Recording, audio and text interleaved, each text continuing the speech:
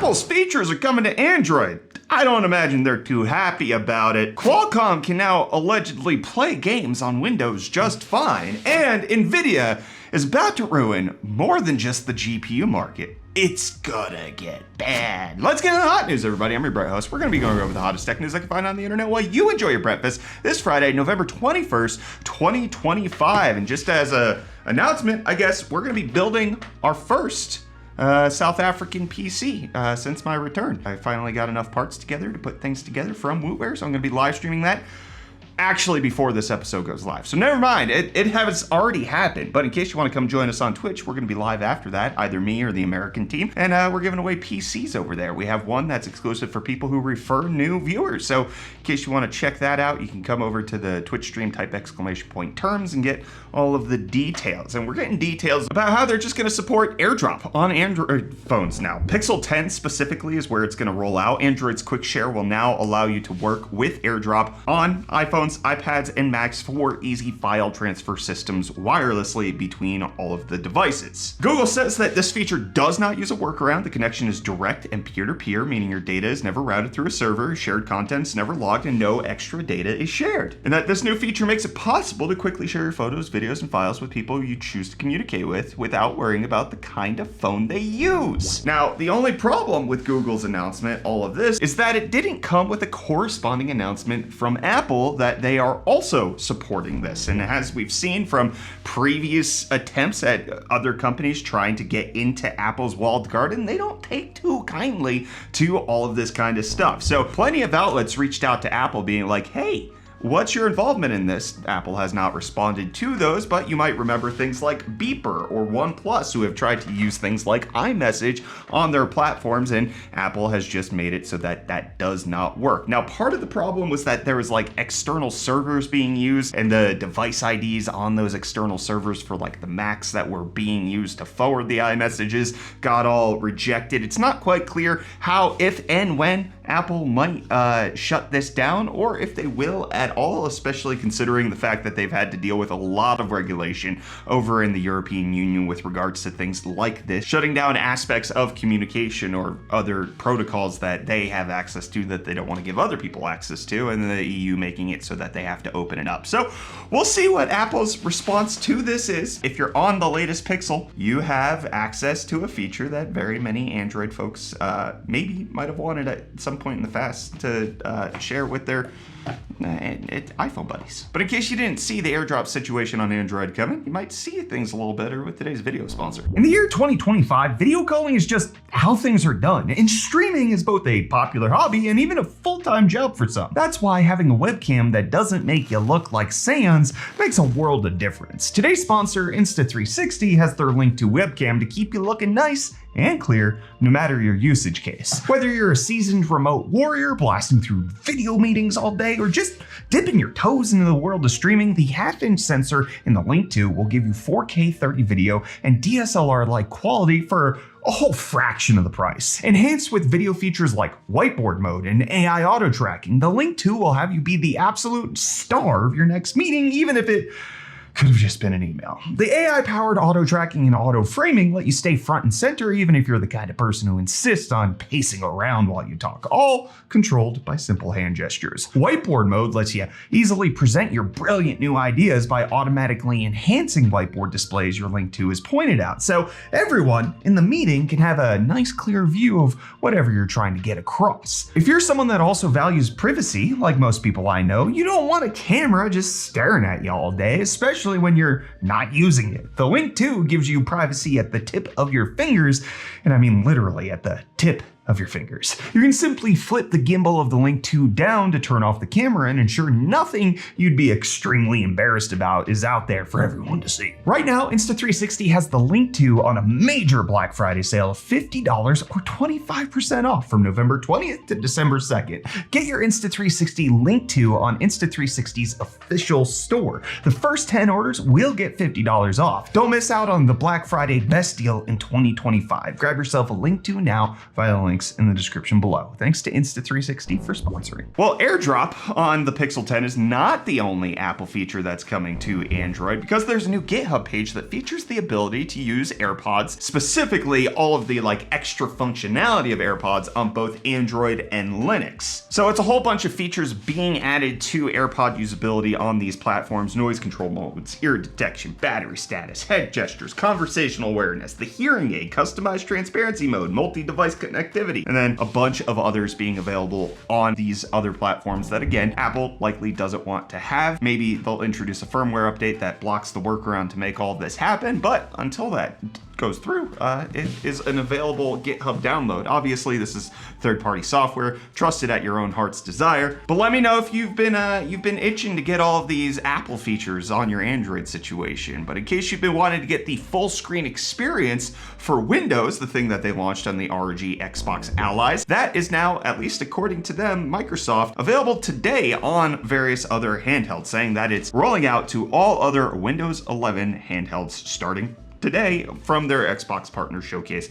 yesterday. So full screen experience allows you to get things like the desktop removed, and you use everything in the buttons to control the experience. But actually, I picked up the non-X version of the Xbox Ally recently to do a review on, and I found that the controller didn't work on first boot. The entire thing was just locked out. The only way I was able to actually interact with the system was via the touchscreen. No button besides the power button actually worked on Windows on the initial setup, which is really weird for a handheld right out of the box. The way I got it to fix itself was downloading a whole bunch of firmware updates on Windows 11 and finally making it work, which is weird, especially because the first setup on any Windows 11 device takes like a while to download updates, but the updates that were downloaded didn't allow the controller to work on the freaking device. So not a great experience right out of the box for that, at least in my experience. Tyler didn't have any of these issues on his Ally X that he reviewed, but my review of the Ally has not been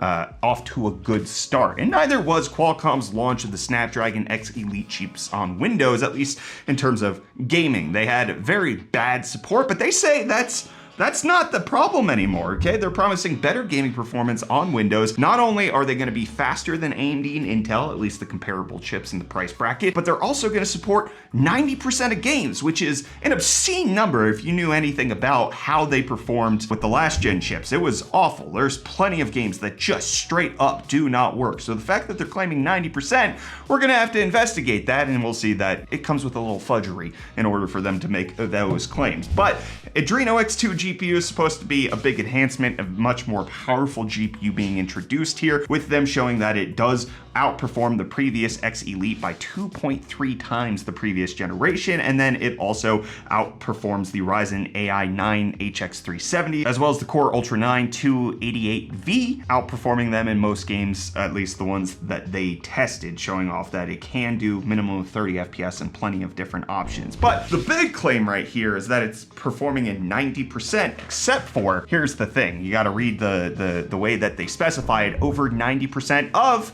the most played game titles confirmed playable at launch, specifically also talking about how they support anti-cheat, whereas that's not necessarily something that you can get on Linux, I guess is the big deal. But the most played games, how many games are they including in that? Is that 20 games that they're talking about and they support 18 of them or 19 of them? That's over 90%. Is it 100 games and they support 91 of them? Or is it actually 90% of the entire catalog? I guarantee you it's not that. So the fact that they're specifying most played games, I tried to go on their website and find the slide to find what is the caveat here. How many games are they actually talking about? I could not find that information, but I don't expect it's going to be much better than previous generation. I think it's going to be able to support some of the newer games, some of the popular games like Fortnite and Roblox, but that's not enough for them to say that they have broad game compatibility, even though that's what they're trying to communicate. I want Qualcomm to succeed on Windows, but so far it hasn't happened, and I also don't want them putting out bad marketing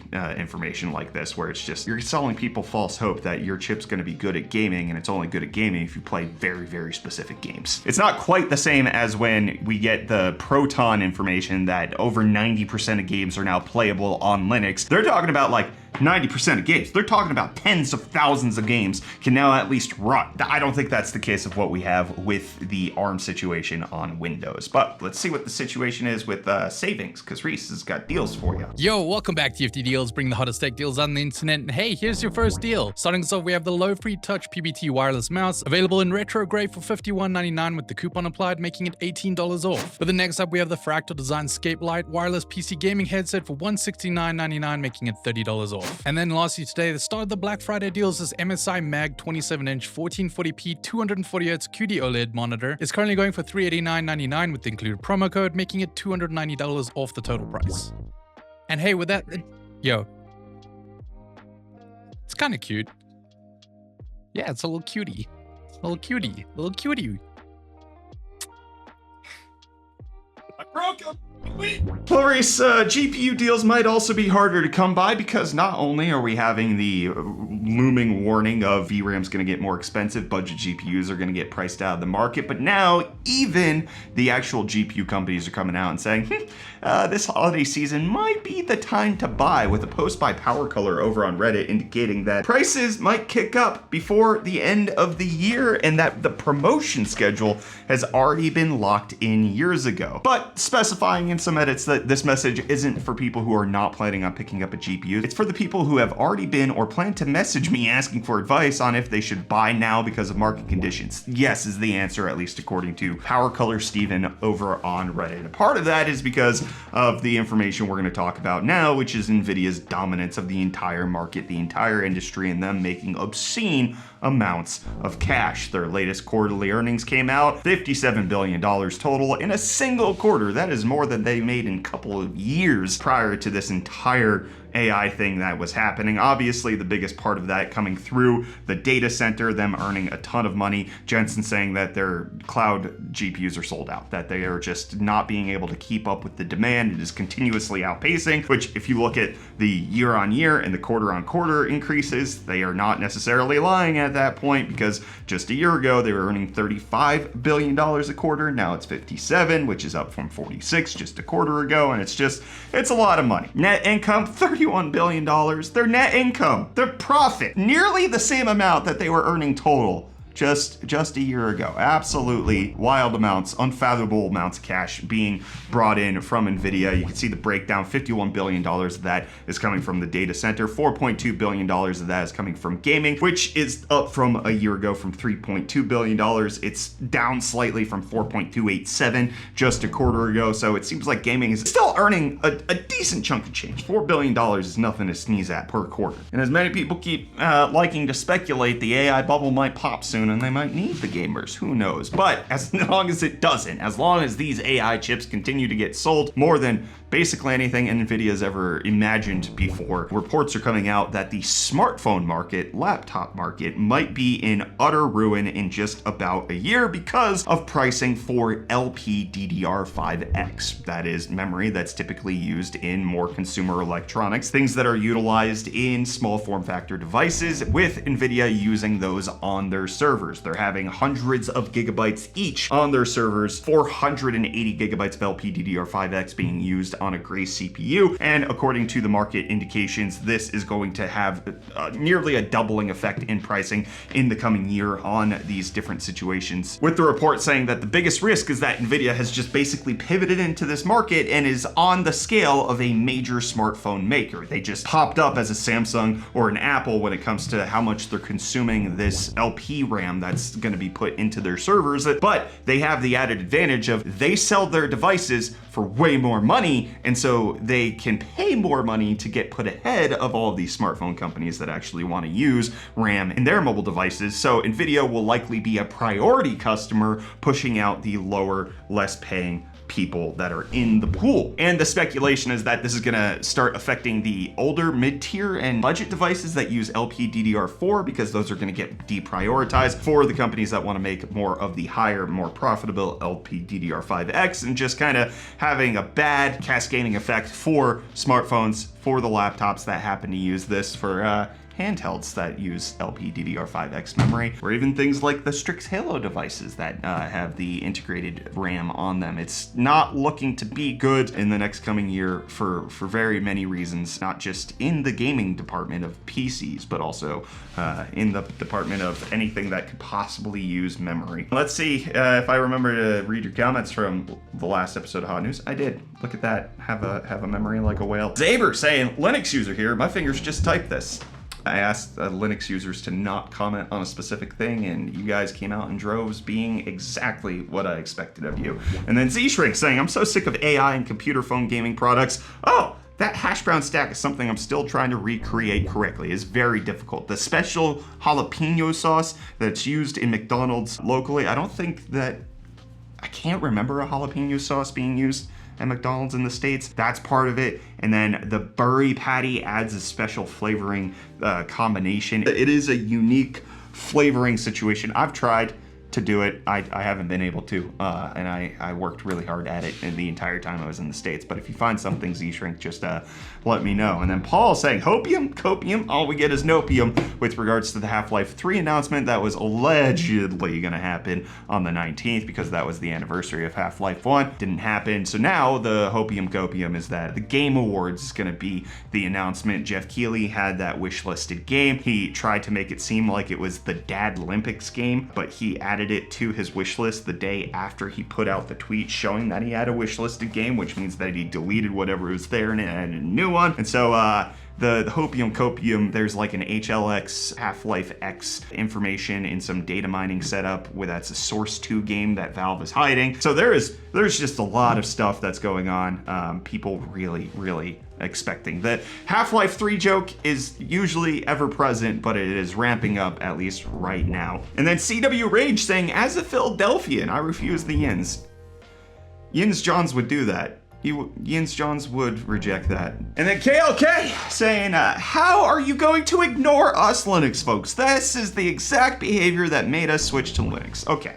I'm not gonna say this about you specifically, KLK. I will just point out my interaction with the Linux community as a whole, as I've been trying to test it out and, discuss that for myself. Yins act like you have it far superior than everybody else, that Linux is the best thing that you could possibly be doing. It's better than everything else, but you gatekeep it so hard that you make people feel unwelcome, and you make it so that it feels like I'm an idiot when I have a problem that other people just can't replicate. Oh, Brett, you had this issue with Bazite? Well, I've tested it on a bajillion different devices, so you just must be an idiot, okay? It's your fault that Linux isn't working. If Linux doesn't work, it's because you're a dumbass. And again, I'm not saying this about you specifically, but that is just the general community sentiment that's got put out. As I was discussing my Bazite experience here, I put out a vertical video about it as well. The amount of commentary I received on that, private messages, people talking about it in the comments, the vitriol that the Linux community reacted with to that, I just don't want to touch it anymore. It is honestly not fun. It's just not enjoyable to talk about Linux on the internet, because the amount of people that want to give their 2 cents, the amount of people that want to criticize, the amount of people that want to gatekeep and act like they're perfect is so much worse than any other community I've interacted with in the tech scene. Worse than AMD fanboys. And I have been known to piss those people off from time to time. Ignoring you Linux folk, number one, you don't make it so that you can be ignored. Let's just be clear. You pointed out how much you love Linux. The top comment on the last episode of Hot News was, I'm on Linux. Like, it's bad. It is so much worse than I thought it was, interacting with the Linux community, and I'm just gonna continue my experiment not talking to you guys about it, because the attention I received around it is attention I don't want. So I'm gonna go my own way on this. And I'm gonna go my own way now. This episode of Hot News is over. I'll see you back here for more of the hottest Texas next week.